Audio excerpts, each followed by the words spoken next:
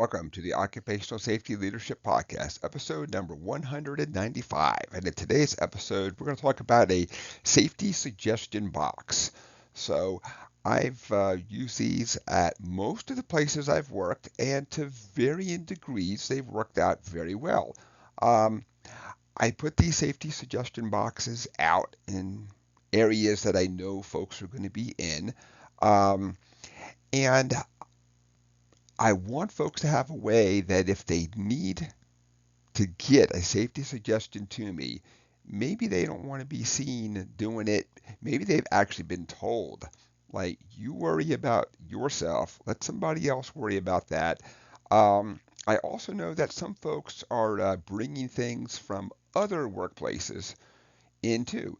So maybe they don't understand that I want to hear these things from the people themselves, not scribbled down on a note and in a box. I mean, that is a method to get the note to me, but I'd rather sit down and talk to the person because I think that shows a big level of trust that they will come down, that I will hear their concerns and I will act on their concerns.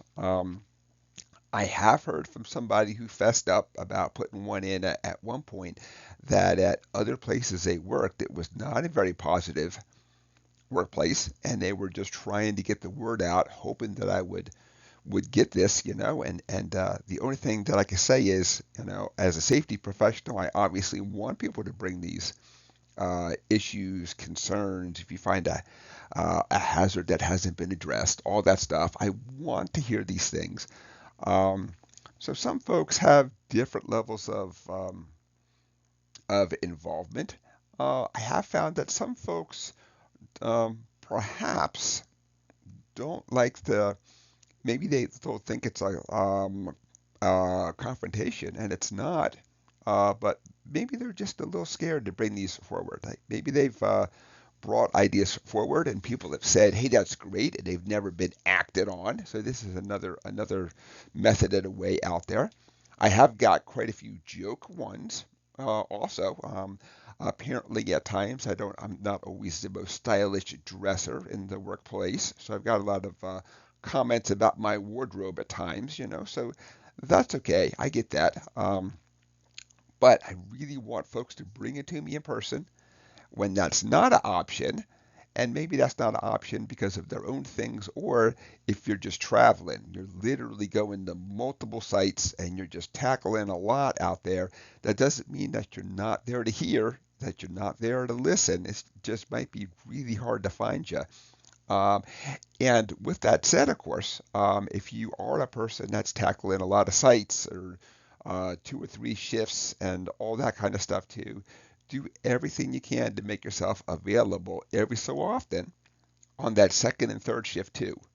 I know that as safety professionals, we have busy lives and have to um, juggle most of the time, spouse and kids and all that good stuff too. But do what you can to work a second or a third shift to really see what they have to deal with on second and third shift.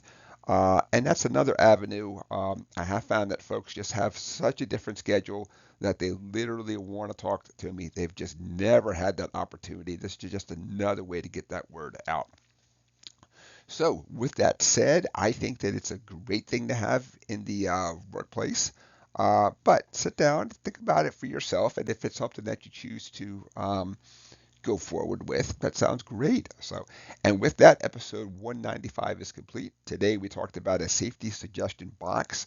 I like to put these out in different places. A lot of times it's a very easy to put it by the lunchroom, maybe by the refrigerator. Just kind of look around your workplace and look to see where people kind of go pretty often then. So, and with that, we are done. I'd like to thank everybody for joining me today. My name is Dr. David Ayers. Thank you and have a safe day.